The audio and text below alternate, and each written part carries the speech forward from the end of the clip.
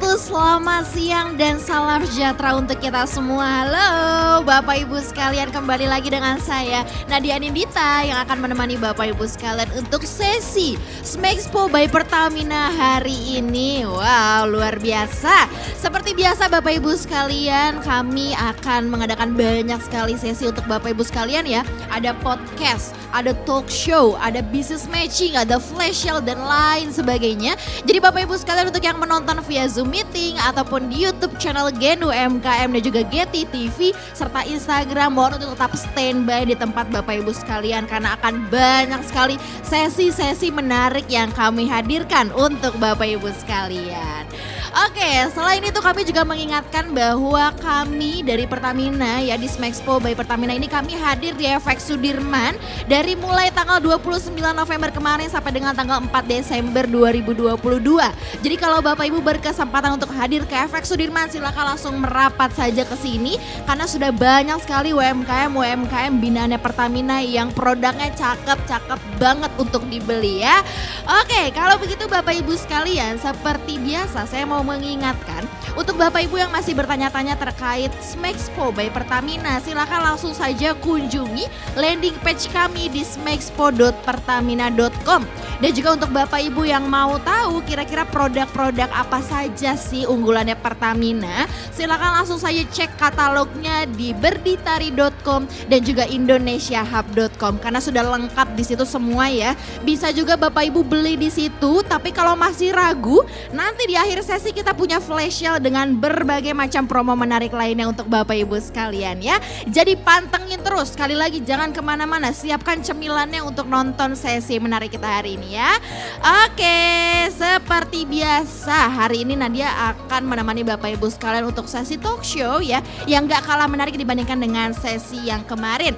Yaitu hari ini ada Mas Putra Pamungkas selaku Head of Enabler Service di PT Getty yang akan memberikan materi menarik kepada Bapak Ibu sekalian terkait optimalisasi marketplace dan media sosial untuk menuju ke pasar digital. Kalau begitu langsung saja kita sambut Kang Putra. Halo. Halo Nadia. Gimana kabarnya Kang Putra? Alhamdulillah baik. Alhamdulillah ya. Kenapa saya panggil Kang Putra? Karena kita sama-sama dari Sunda gitu ya. Jadi Kang Putra ini logatnya aja Sunda pisan gitu Sunda ya. pisan. Betul. Jadi kita di kantor manggilnya Kang Putra gitu kan. Iya, Akang Putra gitu ya. Oke, Kang Putra kira-kira mau ngebahas apa hari ini? Kita ngebahas mengenai traffic. Jadi kita membahas mengenai traffic dan tips trik untuk UMKM yang masuk ke digital supaya tidak hanya sekedar masuk digital tapi juga menghasilkan penjualan. Betul, itu dia yang diharapkan oleh UKM-UKM pastinya ya. Tujuan kita. Oke, kalau begitu Bapak Ibu sekalian, selagi nanti Kang Putra menjelaskan mengenai topik yang menarik ini, jangan lupa untuk Bapak Ibu yang punya pertanyaan langsung saja diketik di kolom chat ataupun di kolom komentar supaya nanti bisa langsung ditanyakan ke Kang Putra. Oke, kalau begitu Kang Putra, waktu dan tempat dipersilakan. Oke, boleh saya tampilkan presentasi? Silahkan. Oke, ini adalah foto saya sedang tersenyum, nyengir. Perkenalkan, nama saya Putra Pamungkas ya. Putra itu anak laki-laki, Pamungkas itu terakhir. Jadi saya anak laki-laki terakhir. Ini mungkin doa ibu saya supaya saya selamat sampai akhir zaman. Amin. Oke, next saya ingin berbicara mengenai tren e-commerce. Ibu bapak pasti sudah sering bahkan mungkin sudah bosan berbicara mengenai data bahwa hampir semua orang usaha masuk ke era online. Semua jualannya online, belinya online. Nah, dalam data ini kita bisa melihat bahwasanya e-commerce ini ternyata melonjak apalagi pasca pandemi ya. Itu kita tidak bisa memungkiri bahwasanya kalau kita nggak masuk ke era digital, nggak masuk online, kayaknya kita ketinggalan Mbak Nadia. Makanya kita juga harus masuk ke dalam online. Tetapi yang jadi masalah ketika kita masuk ke dalam online, apakah sekedar upload doang? Lalu gimana menghasilkan penjualannya gitu? Nah, saya ingin berbicara bagaimana kita menggiring traffic. Traffic itu maksudnya adalah menggiring orang-orang supaya masuk ke dalam toko online yang kita miliki.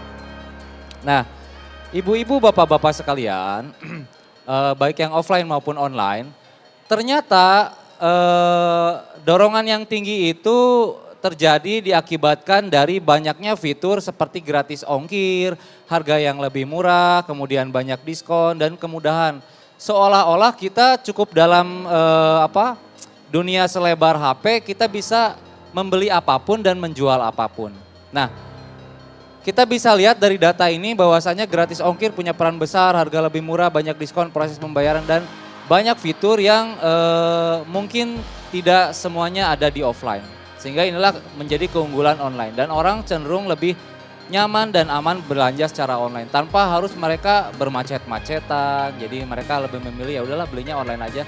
Dan mudah juga kalau online kita mau untuk membandingkan harga itu kan cukup pakai filter termurah, terlaris, terpopuler sehingga lebih mudah. Berbeda kalau kita offline yang kalau membandingkan harga kita harus jalan kaki karena toko satu dengan toko lain itu bisa bermeter-meter.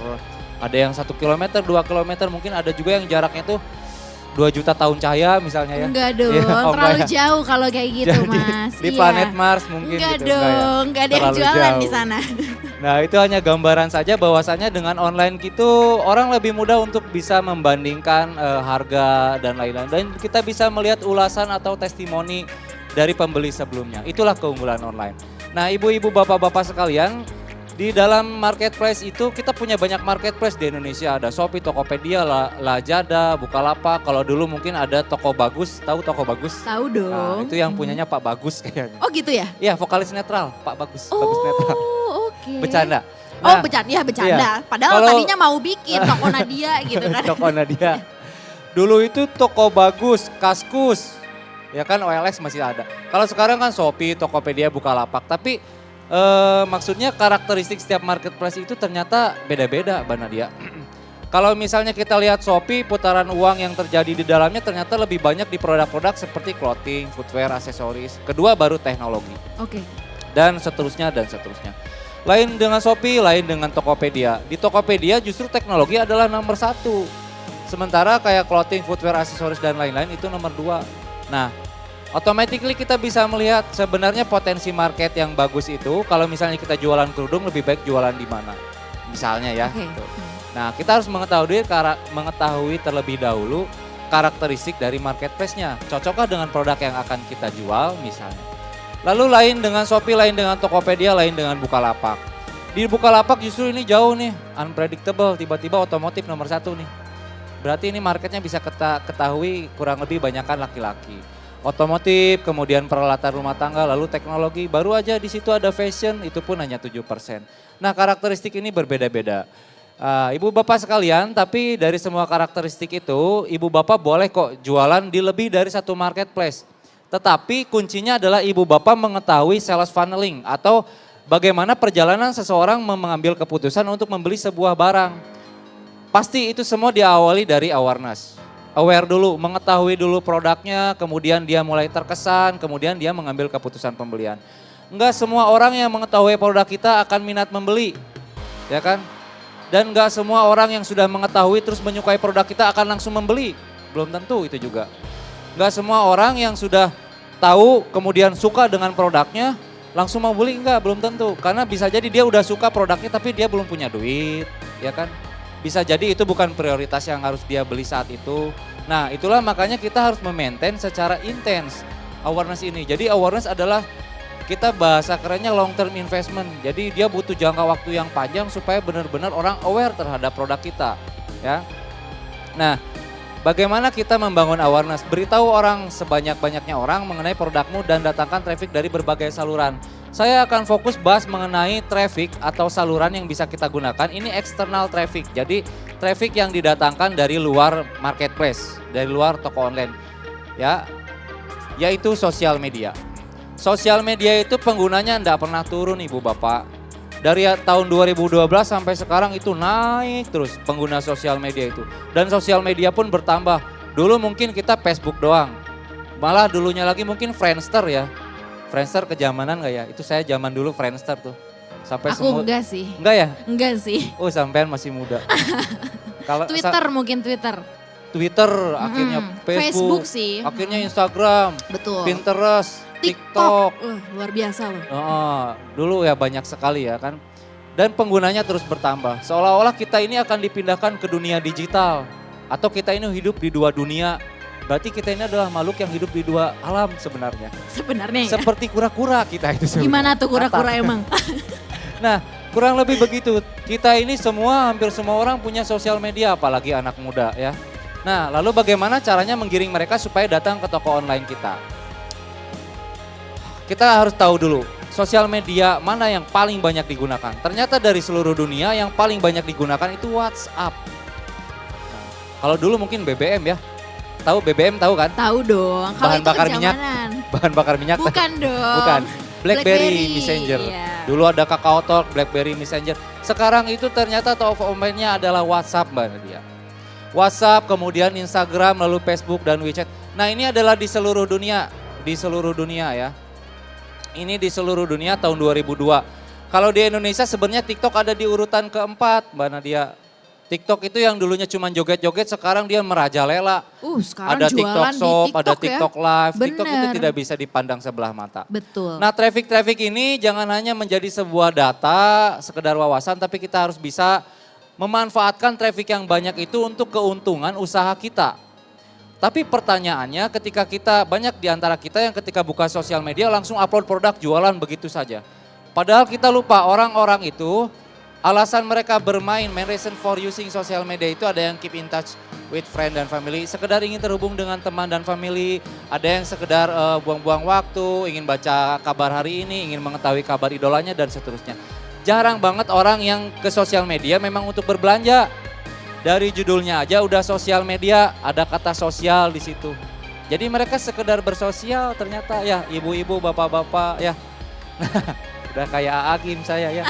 Nah, kalau marketplace jelas judulnya aja market, pasar. Place itu tempat, jadi tempat pasar. Orang buka marketplace ada kemungkinan dia memang minat belanja. Beda dengan sosial media, minatnya adalah bersosial. Maka kita gunakan sosial media itu untuk mereka, buat mereka tergoda. Kita tunjukkan produk kita tapi bukan langsung hard selling. Jadi harus pelan-pelan. Nah, mari kita kembangkan sosial media dengan membuat konten yang viral, menemukan ceruk market yang tepat, lalu konsisten dan membuat kolaborasi. Ini ada sebuah contoh kasus Mbak Nadia di mana pernah konten ini viral. Waktu itu Maudy Ayunda, mantan saya berpelukan dengan seorang pria. Oh mantannya. Mantan majikan maksud saya. Berpelukan dengan seorang pria yang diduga ditengarai dia adalah Ridwan Kamil, Gubernur Jawa Barat. Ini di-repost oleh 4 akun yang besar-besar, ya kan, viral sedemikian rupa. Karena pada saat itu momennya adalah dia mau nikah dengan seorang laki-laki, tapi laki-lakinya misterius, di-hide seperti ini. Netizen menyebut ini adalah Ridwan Kamil. Ini menjadi viral karena membuat orang bertanya-tanya. Pertanyaannya adalah ini kan viral itu adalah figur, bagaimana kalau supaya produk kita viral, produk pun bisa menjadi viral. Ini salah satu produk yang pernah viral dan ini menggunakan gimmick marketing yang menurut saya luar biasa. Nah ini Anya Geraldine, ini mantan kedua saya Mbak Nadia. Mantan majikan juga? Iya mantan majikan juga. Anya Geraldine ini adalah selebgram yang cantik luar biasa, spesial, tersemat di hati saya. Spesial. Suatu ketika saya melihat dia memposting, dia membuka posisi, jadi dia buka lowongan kerja, partner support olahraga Anya Geraldine. Tanggung jawabnya setia nemenin, kasih semangat buat Anya Geraldine supaya nggak tunda-tunda olahraga. Membantu memberikan solusi cepat tanggap kalau terjadi beberapa hal seperti kelelahan, nyeri otot, dan lain-lain. Selalu ada dan bersedia diajak kemana-mana buat melakukan segala jenis olahraga. Humble, cool, strong, dan aktif. Mari kita catat. Humble, cool, strong, dan aktif.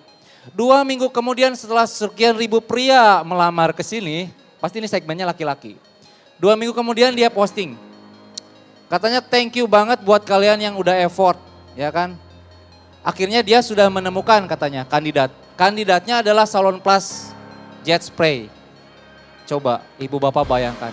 Dia membuka lowongan untuk partner support olahraga, lalu 2 minggu kemudian dia umumkan bahwa kandidatnya udah dapat yaitu Salon Plus Jet Spray. Salah tidak? Tidak, karena dia menyebutkan bahwa dia ciri-cirinya adalah humble, cool, strong, dan aktif. Jelas ini adalah sebuah gimmick marketing ibu bapak. Jadi yang udah ngelamar itu, hancur hatinya, patah, terobek-robek. Termasuk Kang Putra kan? Termasuk saya. Termasuk Kang Putra. Wah, gak bisa tidur, saya sajadah basah, nangis saya, luar biasa. Ternyata saya kalah saing oleh sebuah produk namanya Salon Plus Jet Spray. Salon Plus Jet Spray tersebut menjadi viral, bisa kita lihat di sini jumlah like, jumlah komennya banyak banget. Nah itu adalah ide sebuah gimmick marketing, bagaimana sebuah produk menjadi viral. Lalu Jangan lupa temukanlah niche atau ceruk pasar bagi produk kita. Ibu bapak ini adalah Feminax. Pasti ibu bapak mengira ini segmennya adalah perempuan. Ya, betul memang segmennya perempuan. Pernah minum Feminax? Pernah dong. Saya pun pernah. Lah, gimana? Saya pernah sakit kepala. Saya minum Feminax, dikasih sama teman saya. Coba dulu dia bilang. Sakit kepala habis hujan-hujanan, saya minum Feminax. Alhamdulillah sembuh. Dan saya tetap menjadi seorang lelaki tulen yang tampan. Tidak berubah jadi perempuan. Kenapa? Karena Feminax ini paracetamol pada dasarnya. Cuman ceruk pasar dia adalah perempuan. Dia tahu kalau dia menjual paracetamol saja, dia akan bersikut menyikut dengan Oskadon, Paramex, Panadol. Maka dia memikirkan bagaimana ceruk pasar yang segmented, tepat dan spesifik. Mari kita buat kemasannya warna pink dengan ada gambar wanita di depannya. Lalu kita jual, bilang saja paracetamol khusus untuk haid. Begitu ceritanya. Padahal apa, saya juga pakai ternyata sembuh, ya kan? Nah, banyak contoh produk yang segmented tapi dia itu akhirnya booming. Atau produk seperti Eiger, produk kaos. Disebut bahwa produk ini khusus untuk adventure, pendaki gunung. Saya bukan adventure pendaki gunung, tapi saya pakai produk itu bisa kok kaos itu menutupi badan saya. Nah, coba berpikir mengenai segmen yang lebih spesifik. Nah, itu adalah sebuah tips yang menurut saya sangat bagus. Lalu konsisten. Konsisten dalam artian ketika memposting di sosial media kita memiliki tone warna yang konsisten. Dan juga marketnya jelas, engineer cloth. Karena dia ceruk pasarnya ada laki-laki, kita lihat tone warnanya itu manly sekali. Dan kebetulan ini adalah produk UMKM juga dari Bandung. Saya salah satu yang pernah menjadi konsultan brandingnya. Kemudian Passion Jewelry, dia pakai DNA color fuchsia atau pink dan dia selalu menggunakan warna itu di setiap postingannya. Sehingga orang mengetahui DNA colornya, sehingga orang mengetahui brand identitinya. Fontnya selalu Montserrat ya kan. Kemudian dan juga ini Mayora. Mayora dia warnanya merah. Dan dia selalu membuat konten-konten yang tujuannya membangun engagement. Ibu bapak sekalian, kalau ibu bapak perhatikan konten-konten yang ada di sini nggak selalu mengeluh ini kaos jual harga sekian. Enggak, jangan begitu. Nanti engagementnya kecil. Yang love sedikit, yang komen sedikit. Karena dianggapnya spam, ini apaan jualan terus. Bikin kuis, game, edukasi misalnya. Bikin hal-hal gimmick. Tujuannya bersosial karena kita bersosial media.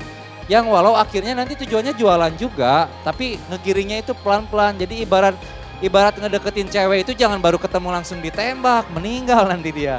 Aduh. Ketemu chat malam-malam gitu. Pendekatan dulu ya kan, PDKT, betul. Biarkan dia mengenali siapa kita, betul. Ketulusan kita, karismanya kita, ketampanan kita. Begitulah tips-tips bagi pria-pria yang belum mendapatkan pasangan ya. Oke. Pelan-pelan dulu, biarkan dia sulit melupakan kita. Gitu ya. Oke lanjut. Biar nyantol dulu gitu kan ya. Nyantol dulu, pendekatannya seperti bener. kita ketika mengejar perempuan. Nah, kemudian lakukanlah collaboration ya. Kolaboratif lah. Bahasa Sunda nama. Benar Sunda nama. Kita lihat di sebelah sini, ini salah satu pembasket, biasa disebut pembasket sombong. Dia aktor, atlet, vlog, YouTuber. Dia berkolaborasi dengan Uus, komedian. Ini membuat mereka menjadi sama-sama berkembang. Satu tumbuh, satu berkembang, satu tumbuh. Yang satu komika, yang satu pembasket, gak nyambung. Tapi dia muncul di followernya Uus, si Uus muncul di followernya Denny Sumargo. Sama-sama kerjasama. Lalu pertanyaannya, ini kan kolaborasinya figur, kalau produk gimana? Mari saya kasih contoh bagaimana kolaborasi produk. Ibu bapak tahu ini McD featuring BTS? Wow, tahu nih yang viral banget nih kemarin nah dia nih. tahu BTS? Tahu dong. Behind the scene. Bukan dong. BTS adalah grup band dari Korea Utara. Betul. Korea Selatan. Utara. Iya. Korea Selatan. Siapa aja tokonya Kim Jong Un ya? Bukan, dong, beda. Ini yang satu di industri pertunjukan, yang satu di industri makanan. Mereka berkolaborasi akhirnya booming. Antrian panjang, ada GoFood, GrabFood. Panjang sekali ngantri, pengen dapat produk ini. Bahkan yang gak kebagian mereka rela-relaan membeli kemasannya doang. Di Shopee ada dijual 200.000, dipajang di kamarnya, dia selfie. Itu kan berarti produk tersebut berhasil membangkitkan emosi. Ini bukan lagi berbicara soal fungsi. Kalau fungsi sekedar ingin kenyang, ibu bapak makan di warteg kenyang. Ini bicaranya soal emosi. Jadi bukan functional benefit, tapi emotional benefit. Ini nggak kenyang sebenarnya. Tapi dengan makan itu dia merasakan emosinya, pride-nya itu terbangun. Keren nih saya makan karyanya BTS. Padahal BTS itu karyanya kaset harusnya ya. Lagu ya. Lagu harusnya dia Betul. makan kaset harusnya ya kan, ARMY. Nah itu luar biasanya BTS, kekuatan BTS dan McD. Lalu ini kolaborasi Supreme dan Oreo, yang satu ini industri fashion, yang satu cemilan. Bergabunglah mereka membuat sebuah Oreo Supreme dengan harga ratusan ribu. Padahal kalau kita beli di minimarket paling juga belasan ribu. Betul. Tapi karena kolaborasi akhirnya harganya naik dan penjualannya pun habis. Ibu bapak bayangkan berkat kolaborasi, 2 buah produk bisa menjadi Laku besar, keras laku ya. keras. Satu Mm-mm. tumbuh, satu berkembang, satu tumbuh. Nah, ini adalah cara supaya kita bisa mendapatkan exposure. Kalau tadi kita bicara bagaimana caranya viral, bagaimana caranya kolaborasi, yang ini saya berbicara bagaimana beriklan di Instagram. Coba sesekali gunakan iklan supaya mendapatkan exposure. Ngeluarin uang beberapa ratus ribu buat Instagram nggak apa-apa, yang penting exposure dapat. Ini salah satu contoh iklan, ibu bapak sekali lihat ini pasti hati langsung merasa marah. Ini ngapain cewek cantik ngacungin jari tengah, awalnya berpikirnya gitu kan. Padahal ini jari manis. Lalu dia bilang, love cannot wait, just put the ring on. Karena dia jualan cincin berlian. Jadi dia mengeluarkan jari manisnya. Bukan jari tengah ya, ini jari manis ya. Takutnya salah paham. Tapi kenapa dibuat demikian? Supaya orang stop scrolling. Ketika dia lagi scroll, dia berhenti karena apa? Tadi dia merasa kaget, wah ini saya diacungin jari tengah. Padahal jari manis. Tujuannya, yuk masukin dong cincinnya ke jari manis. Tujuannya ke laki-laki yang belum segera melamar wanitanya. Nah ibu bapak, saya rasa itu pemaparan dari saya Mbak Nadia. Mungkin kita buka aja tanya jawab biar lebih panjang ya obrolannya. Boleh. Semuanya boleh bertanya baik yang di online maupun yang di Siap, offline. Betul Oke, ya. banget. Nah Bapak Ibu sekalian, sebelumnya terima kasih banyak Kang Putra, luar biasa Siap. sekali pemaparannya ya. Oke Bapak Ibu sekalian, kalau ada yang ingin bertanya boleh saja ya, langsung saja ketik di kolom chat ataupun di kolom komentar di mana Bapak Ibu menonton ya dan menyimak materi dari Kang Putra ya. Oke, ini tadi sambil Kang Putra menjelaskan sudah masuk beberapa pertanyaan yang menurutku menarik Kang Putra, mohon Ya, izin ya. boleh. Ini ada yang bertanya, kira-kira manakah yang lebih efektif ya untuk memasarkan brand baru? Apakah iklan atau endorsement? Silahkan. Ini pertanyaan yang cerdas sekali. Yang bertanya siapa namanya? Yang bertanya di sini namanya Ivan. Ivan. Silakan. Salam kenal dari saya. Luar biasa Halo pertanyaan. Kak Ivan. Ketika kita memulai berjualan dan produk kita baru, belum dikenal masyarakat, mending pakai iklan atau mending kita pakai endorsement atau influencer? Saran saya kalau memang budgetnya terbatas, ya kalau bisa dua-duanya sih. Tapi kalau memang harus memilih salah satu, pilihlah gunakan endorsement atau influencer. Karena kita perlu membangun trust, kita perlu membangun opini publik. Sehingga kalau kita pilihnya iklan, exposure mungkin tinggi, tapi orang-orang mungkin tidak akan tumbuh trustnya karena sekedar exposure. Tapi kalau kita pilih influencer, namanya aja influencer, dia menginfluence, mempengaruhi.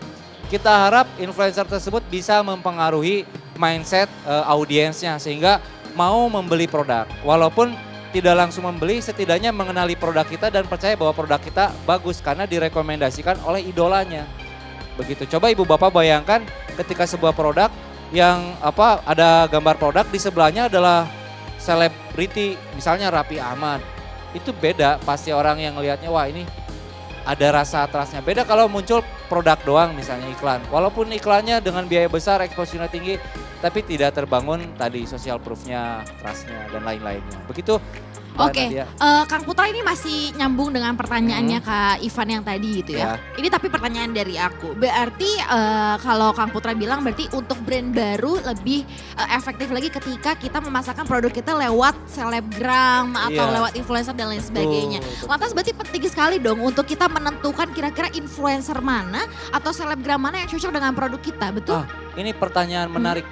Saya jawab ya. Silahkan. Bismillahirrahmanirrahim. Oh, Oke, bismillah dulu. Biar lebih khusyuk. Jawabannya gini, influencer itu kan banyak ya jenisnya. Ada mikro, nano dulu ya. Nano, mikro, makro, mega gitu kan. Itu berdasarkan berapa jumlah pengikut mereka. Oh. Ini bahasanya follower itu kan pengikut ya. Betul, Kang Putra yang mana nih? Mega ya?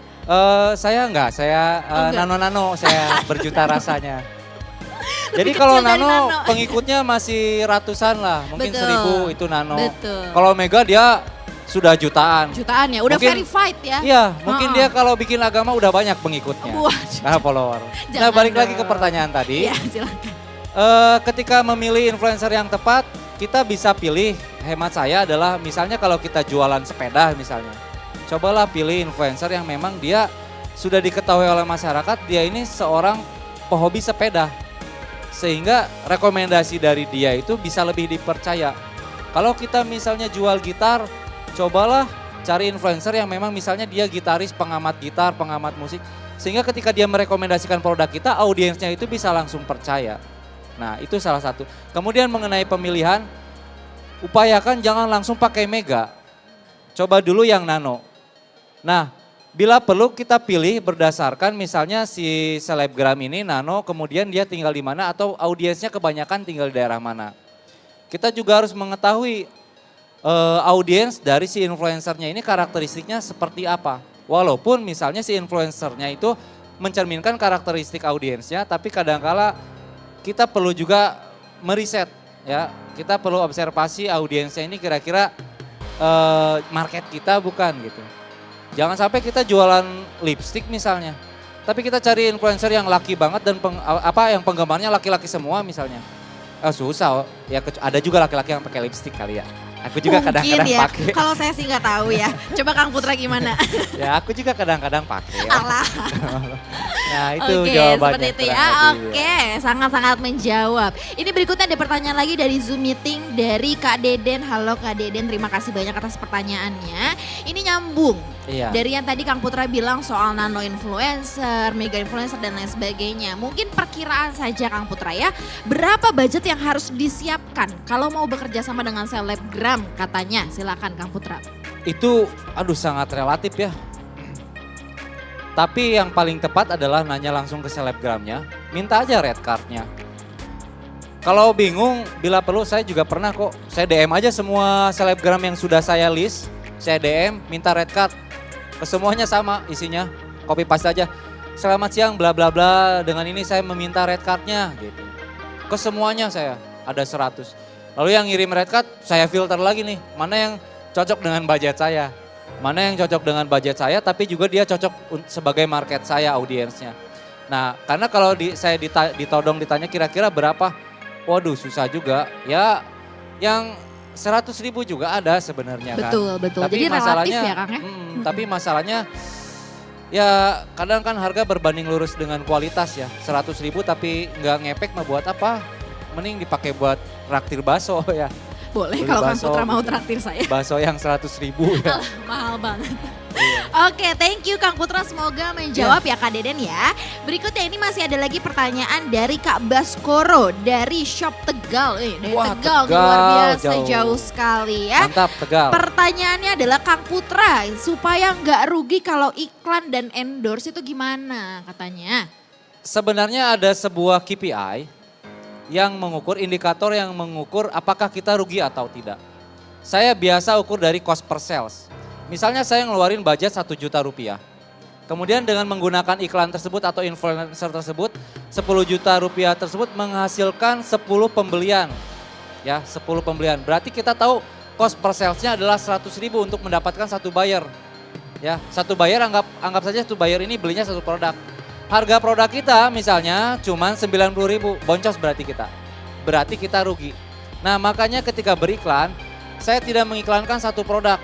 Saya iklankan 10 produk. Lalu saya akan ukur dalam 3 bulan dari ke 10 produk tersebut, mana yang cost per salesnya atau cost per resultnya paling kecil. Cost per resultnya paling kecil tapi omsetnya paling tinggi. Maka itu akan kita sebut sebagai produk hero.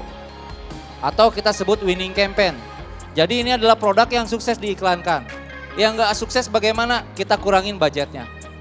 Kita alokasikan budgetnya ke yang memang jelas-jelas udah produk hero, memang jelas-jelas udah laku. Jadi jangan bakar uang untuk produk yang sekiranya nggak laku lah gitu. Jadi di sana juga ada cara-cara beriklan atau endorsement itu. Ngendorse juga bila perlu jangan satu influencer. Kita pakai banyak influencer untuk kita evaluasi nantinya mana yang paling benar-benar efektif untuk produk kita. Kemudian produk mana yang benar-benar efektif. Itu kan akan banyak variabel yang kita analisa. Makanya sekarang itu ada posisi Ads Performance Analyst. Zaman dulu mana ada Ads Performance Analyst yang tugasnya menganalisa iklan gitu kan. Nah itulah mengapa kita harus mengevaluasi dan mengukur berdasarkan cost per salesnya ya. Supaya kita tidak melanjutkan iklan yang memang hanya membuat kita merugi. Seperti itu. Oke, semoga menjawab ya, luar biasa sekali. Ini mungkin satu pertanyaan terakhir Kang Putra ya. Oke. Oke, ini mungkin tadi kan Kang Putra menjelaskan mengenai marketplace dengan sosial media. Iya. Gitu ya. Lalu ini ada yang bertanya, kira-kira mending bikin toko online sendiri pakai website atau bikin di marketplace? Silahkan. Ini pertanyaan yang yang pokoknya pertanyaan Yayang ini. Luar biasa gitu ya. Cewek kan yang lain cewek. Cewek ini ya. Kak Ajeng Alfionita dari Kalimantan. Kalimantan. Silakan. Betul jauh banget ya. Pertanyaan yang menarik, mending jualan di marketplace atau mending jualan dengan membuka website sendiri? Analoginya seperti ini. Ibu bapak jualan di marketplace itu seperti ibu bapak jualan di dalam sebuah mall. Trafficnya ada, marketnya ada. Ada orang yang lalu lalang dan mereka pasti bawa uang karena datang ke mall tujuannya udah pasti belanja. Tapi ibu bapak terbelenggu pada beberapa aturan seperti ibu bapak nggak boleh ngerokok di toko ibu bapak karena toko ibu bapak ada di dalam mall. Ibu bapak sebulan sekian bayarnya untuk nyewa tenan di dalam situ. Itu adalah kalau ibu bapak jualan di marketplace. Nah kalau ibu bapak jualannya di website itu seperti ibarat ibu bapak punya toko di pinggir jalan. Ibu bapak bangun toko di situ atau beli sebuah bangunan di situ lalu bikin toko buat ibu bapak sendiri. Ibu bapak bebas mau di dalam ngerokok parkir bebas semua karena itu bangunan milik ibu bapak. Tapi pertanyaannya adalah ada nggak traffic di situ? Trafficnya ada, orang yang lalu lalang di pinggir jalan, kendaraan yang lewat di depan toko kita. Itu ada traffic, tapi pertanyaan traffic itu punya niat belanja nggak? Mereka kan cuma lewat doang. Nah, tugas ibu bapak ketika membuat website bagaimana caranya supaya traffic masuk ke dalam website ibu bapak.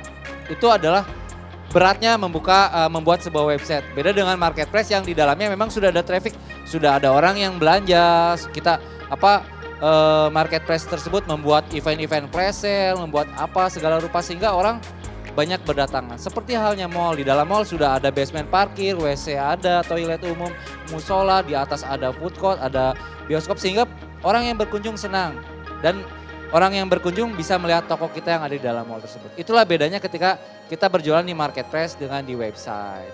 Oke, semoga menjawab ya Bapak Ibu sekalian dari pertanyaan Bapak Ibu yang sudah disampaikan oleh Kang Putra tadi ya. Luar biasa. Kalau begitu Kang Putra terima kasih banyak ya karena siap. waktunya sudah habis kita harus berpisah ya. Terima kasih banyak sekali lagi untuk materinya. Semoga bisa bermanfaat dan diaplikasikan oleh Bapak Ibu sekalian. Amin ya rabbal alamin. Oke, terima kasih banyak Kang Putra. Ya, Bapak Ibu sekalian terima kasih banyak sekali lagi untuk yang sudah menyaksikan talk show kita hari ini. Luar biasa sekali materi dari Kang Putra, semoga bisa bermanfaat untuk Bapak Ibu sekalian dimanapun Bapak Ibu berada ya.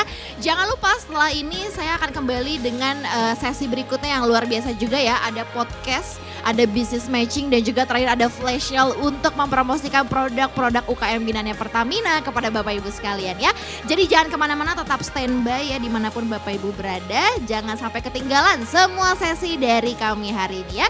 Kalau begitu saya Nadia Nindita pamit undur diri, sampai bertemu lagi dan sampai jumpa.